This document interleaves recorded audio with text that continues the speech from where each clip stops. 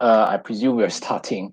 So good afternoon, everyone. My name is Raymond. I cover all the customs and regulatory issues for DHL Express in the Asia Pacific region. Today, I'm going to talk to you about what are some of the things to think about when you're trying to sell cross-border your e-commerce goods. All right, and I'll explain why this is an issue, why e-commerce is different from a normal business-to-business type of transaction. All right. So in a typical business-to-business situation, right, you have the origin, which is a shipper, and then an importer, which is a business who sells then to a customer locally, right? But obviously, in a B2C situation, you have basically business that's selling directly to a consumer in the import destination, right, from the origin side to the destination side. And of course, you may be putting your goods in an e-commerce site, right? Be it Amazon, or be it eBay, or Lazada, or whatever, right? So how is it different, right? Now, if you look at the B2B situation, a lot of things depends on the responsibility that the shipper, which is the origin business in the origin country, right, the export country, takes, right? If you are not familiar with Incoterms, you can Google them. They are all explained in the internet, right? So there are various types of Incoterms, which I will show here. You have FOB, you have Ex-Works, you have DAP or DDP. Incoterms basically tell you what responsibility the shipper takes, right? At what point in the supply chain, and at what point does the importer take responsibility, right? In most cases, in B2B, you have many variations, right? But in most cases, you get FOB, you get DAP, DDP, which is delivered duty paid type of a responsibility that the shipper takes. Now, this is traditionally B2B. In a B2C situation, in most cases, right? In most cases, the overseas shipper takes full responsibility of the shipment so that the customer only sees the shipment at the doorstep. That means that the overseas shipper takes responsibility not just in the country of export, they also have to take responsibility in the country of import, right?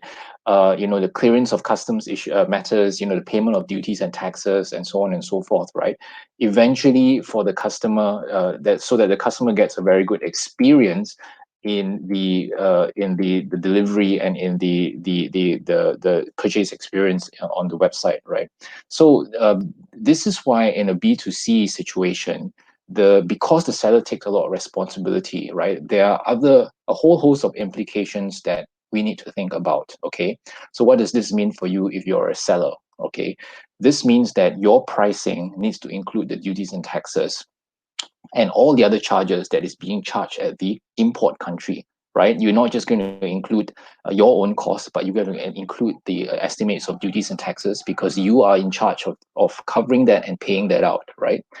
And of course, you need also to think what kind of market are you selling to? Some markets have more complex customs procedures, right? So it may take longer to clear, right? And so you need to factor in the speed at which for customs clearance, right?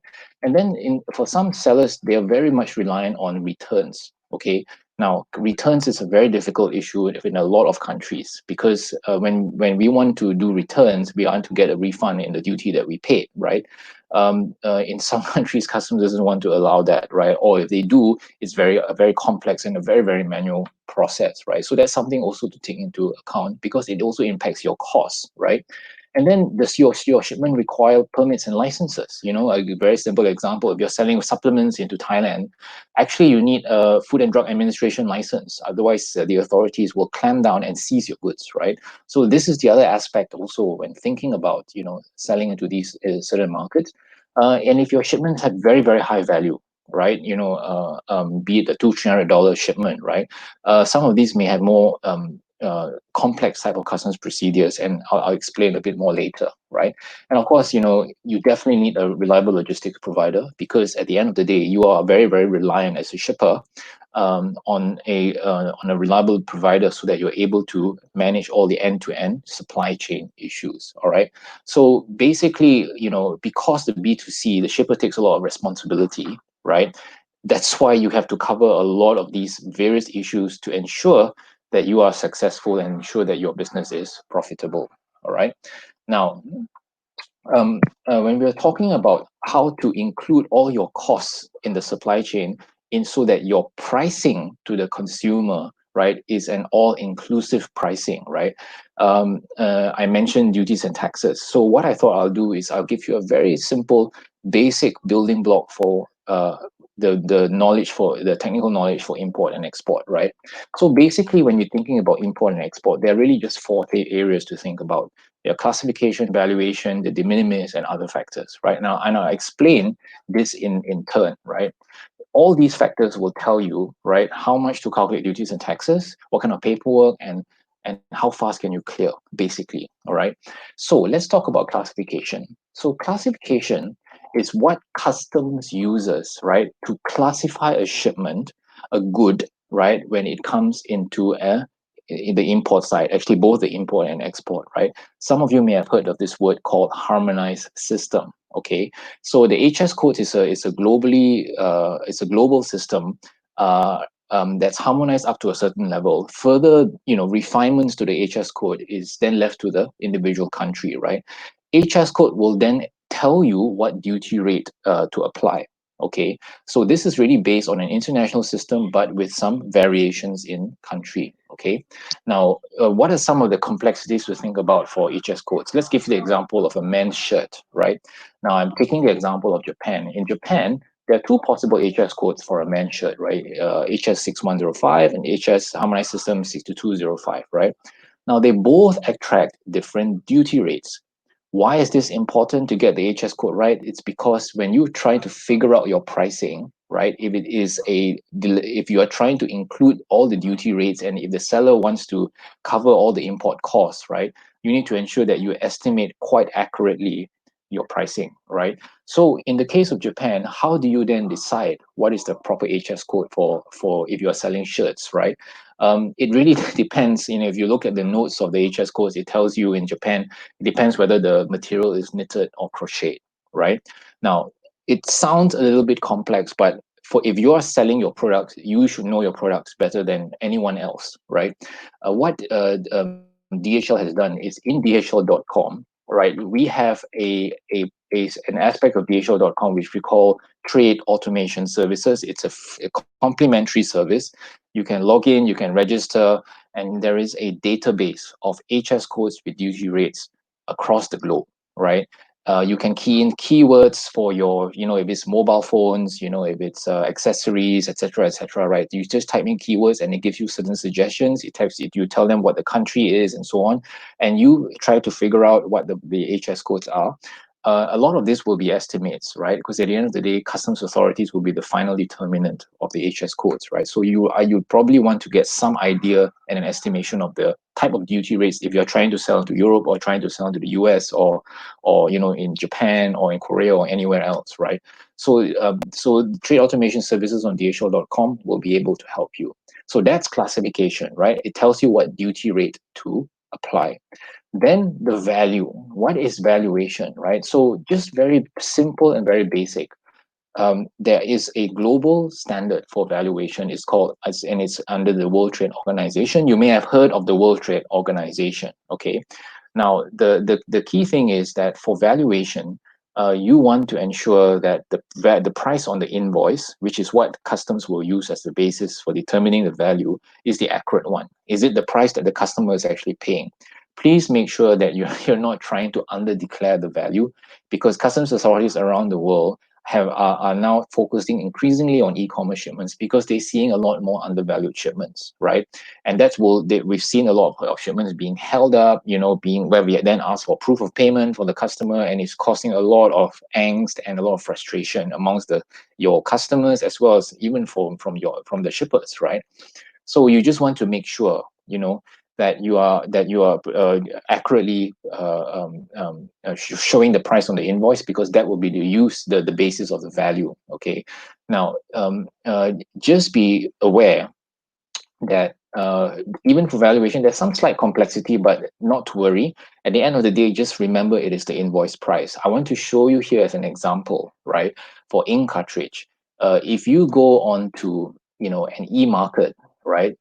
You buy online, you get it's priced at $15. But if you buy from an ink supplier, it's priced at $9. So the question is, what is the right value? Because you have two types of values here, right? If you buy on a website, it says $15. If you buy from a supplier, it says it's $9, right?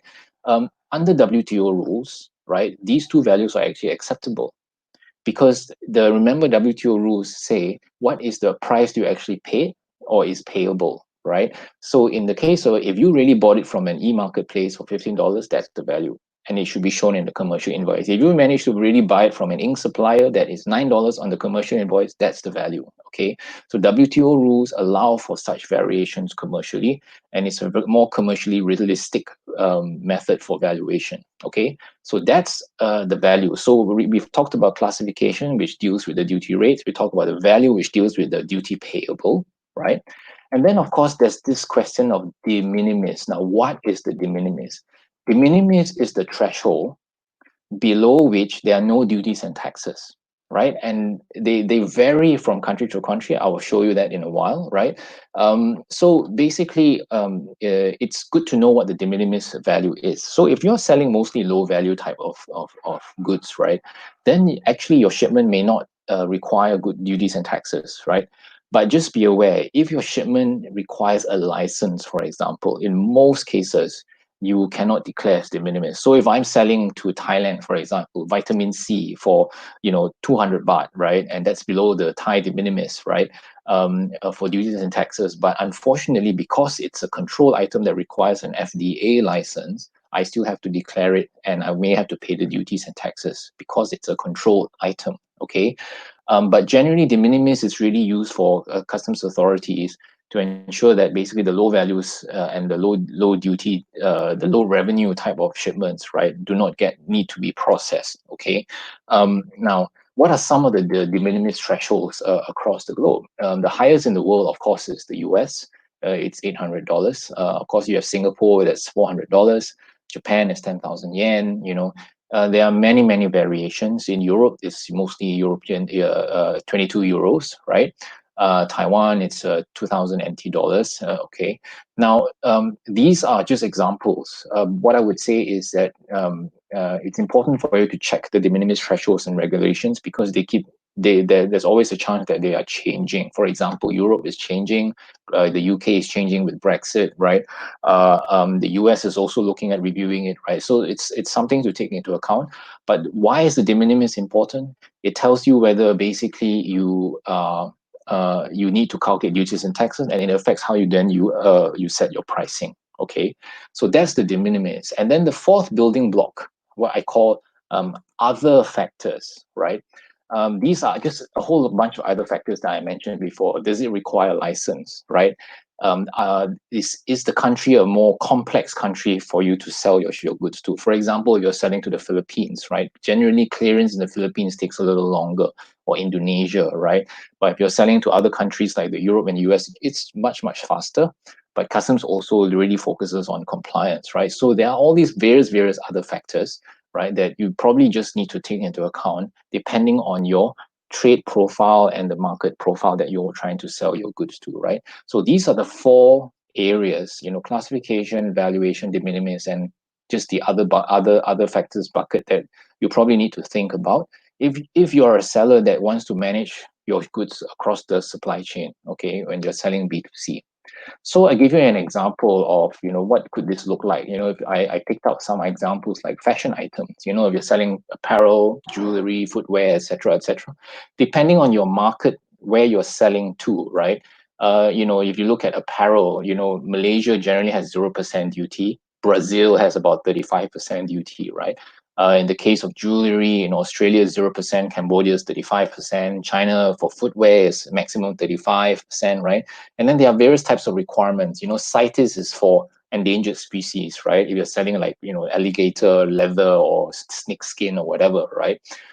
So depending on the type of goods that you're selling, it will be good to understand, right? For these types of goods, what kind of regulatory not restrictions, but what kind of regulatory profile do they attract in the markets that you are selling to, right? So then you have a rough idea, right? I know it's a little bit of investment, but this is important, and I'll explain why is it important, right? Then I also give the example for high-tech goods. smart cards, IT, and so on and so forth, right? Also, and how did I arrive at these duty rates? Like amplifiers, we say that, okay, amplifiers has a range of possible HS codes. Let's look at those HS codes and let's apply that across the different countries, and you get an idea of roughly how much the duty rates are, okay? All right. Now, then I thought, besides all this, let's talk about what is the customs environment. With the environment that you're selling cross-border, what are some of the things that you need to be aware of from a regulatory environment perspective, right? In the case of Asia Pacific, let me just say that revenue is still a main driver for customs. Okay, customs authorities have got KPIs to collect revenue. They're exactly like tax officers, right? It's just that they're collecting customs duties, right? And as you know, for Asia, there are many variations in the levels of modernization. Okay, and as such, certain goods maybe in some countries are cleared faster than other countries. Certain regulations are certainly more transparent than other countries, right? So just be aware that this is Asia. How is this different from the West, the EU and the US type countries, right? The EU and US are primarily focused on security and safety, to want to make sure that, goods that go in are not, weapons or, biohazard risks, or things that will affect consumer safety, and security and so on and so forth. Revenue is important, but it is secondary. Okay. But so just be aware of the variations between the two regions. Okay. But what about e-commerce? Is e-commerce different from the normal type of goods, the way customs look at it, right? So if you see this box on the right here, I have to say that customs is now paying a lot more attention to e-commerce. It's because there is such a massive growth in e-commerce that is coming across the borders, right? The customs authorities are now taking more and more time, and they are realizing that there are certain types of shippers who are intentionally putting fake goods, dangerous goods or undervalued goods, in through those channels. So just be aware that customs may be spending a little bit more time, but a lot will depend on whether you have had previous cases, or your company has had previous cases of infractions or non-compliance. And customs, they do risk assessment, right? And it may then require them to do certain higher levels of inspections for your types of shipments. So it depends, right? And this is why I think it's very important, when we talk about why is it that you all should bother about customs. If you are an e-commerce seller, right, you want to make sure that your customer has no issues on clearance, that the things are not necessarily delayed, that you don't get, unnecessarily high costs, that you never took into account. The issue with customs is that a lot of the, risks, for example, if you under-declare, right, and customs realizes that you are under-declared, customs can go back a few years, right? They call this statute of limitations, right? They can go back a few years and say, oh, you've been importing all these years, I am now going to collect these duties from you, right? Now, in most cases, in most B2C cases, the importer is the one that customs will go after, because obviously they cannot go after the exporter who is in another country, right? So sometimes they may harass the importer, and which is your customer, and you don't want that to happen. So that's why it's very important, if you understand the risks, right? But if you manage those risks, and those risks are not going to disappear, but they can be managed, right? If you understand those risks, definitely those risks will give you an advantage, right? So what I have here is basically a bit like a checklist, so if you're setting up your import channels, right, what are the duty rates? Understand what are some of the requirements, if you're working with DHL or any logistics provider, make sure that there are certain types of procedures, communication channels, so that there are no surprises for you, right? And ensure that all the necessary documents and so on have already been obtained, and factor in, in terms of transit time, right? The complexity of the markets you're selling to, so that your customers are aware, oh, if it says 5 to 7 days for shipment, make sure it is very clear to them, right? Because, you don't want to have a standard 1 or 2 days delivery for everywhere, which is really not realistic, right? Okay. And so that's why I say that you need, as a seller, proactively managing compliance is important, okay? Because what it will do is help you secure the supply chain and ensure that there's no surprises, because compliance actually could be a differentiator for you, right? If it's you versus another seller who doesn't really care about compliance, selling the same types of products, but if you manage your supply chain properly, right, understand what types of products and the profile of the markets you're selling to, the regulatory profile and so on, right, it actually does give you an advantage, all right? And it also differentiates yourself from your competitors, all right? As for DHL, obviously, we do a lot of lobbying and engagement with customs and so on and so forth, right, to ensure that there's fast clearance, etc. For those of you who have used us, may be familiar with some of that. Obviously, we try to make sure that the clearance environment is much better, but obviously, also it's a constant engagement that's required with customs, right? And of course, we have partnership across the region with customs authorities because of the work that we do. All right. So, what are the takeaways that you need to think about, right? There are many, many opportunities to sell in B2C. I hope I didn't frighten you by giving this. I'm just trying to be realistic, right? But what I'm also saying is that a challenge can also become a strength, right? Because customs can be a differentiator, right? Understand that what your role is in the supply chain. If you're selling, the DAP or delivered duty paid, to your consumer, and you want to send it directly to their doorstep, right? Then you need to be familiar with exactly what kind of responsibilities in the supply chain. Be familiar with that kind of trade landscape that you're in. Be aware that there could be certain transit time uncertainties. All right. And if in certain countries where you find that customs sometimes on the ground give arbitrarily imposing prices or increasing the value or saying no, it's a higher duty rate, right? Then sometimes what we would recommend to customers is that please increase your margins, right? Your profit margins on certain types of these products, so that you are able to absorb some of these risks and some of these uncertainties. All right. So the message is that by proactively managing your supply chain, that will be a differentiator to you, right? And we can assist you if you deem DHL a possible partner. So that's all I have. Thank you so much. I'm going to stop sharing now, okay? And I'm going to look at what are some of the questions, if there are any questions that come up. Okay, let me see. Okay, so the question that come from Eileen is, what common items are considered more difficult or challenging to process through clearance? So I would say there are two types to think about. One is if they are high value goods, okay? If they are high value goods, obviously customs authorities will deem them to be, in their minds, remember, they are tax collectors, right? They have revenue KPIs, right? So they will start to say, if this is a high value good, I'm going to peruse them more closely to make sure that this is properly being declared, right? In general, a shipment that is not de minimis, what we call a high value shipment, has more paperwork requirements to clear, okay, and has and takes a longer time. So that's one type of good. The other type of good are those that require licensing, right? And the typical types are, health food items, right? Processed food items, right? Now very common is the PPEs, right? The Ministry of Health licensing is required. So, and electronics and so on and so forth. These kinds of things tend to have a lot of questions, and from customers that you need a license. Okay, so I hope Irina answered your question.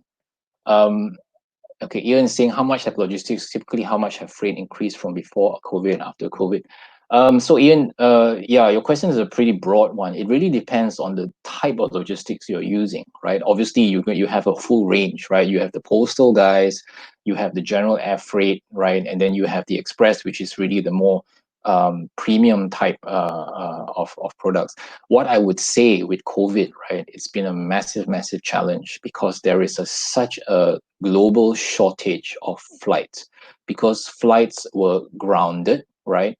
And as a result, there was one point at the peak of the lockdown periods, to charter a plane, the cost increased by 400%, right? Airline companies were charging us, 4 times as much. That's why, unfortunately, the cost of freight has increased quite significantly because of COVID, because of this massive strain on air capacity, right? And of course, we have been saying to governments, you know, I do a lot of engagement with the authorities. They need to think about this quite properly, right? Because of the lack of capacity. Then, Ian, there's also your question: is bullion or precious metals controlled items that needs a license? Yes, in most countries they are, simply because they are considered high value. In some countries they are banned, right? So it really, that's why it's very important to understand which are the countries you are selling to, right? In countries like the South Asian countries, importing gold is a criminal offense. Actually, it's very serious, right?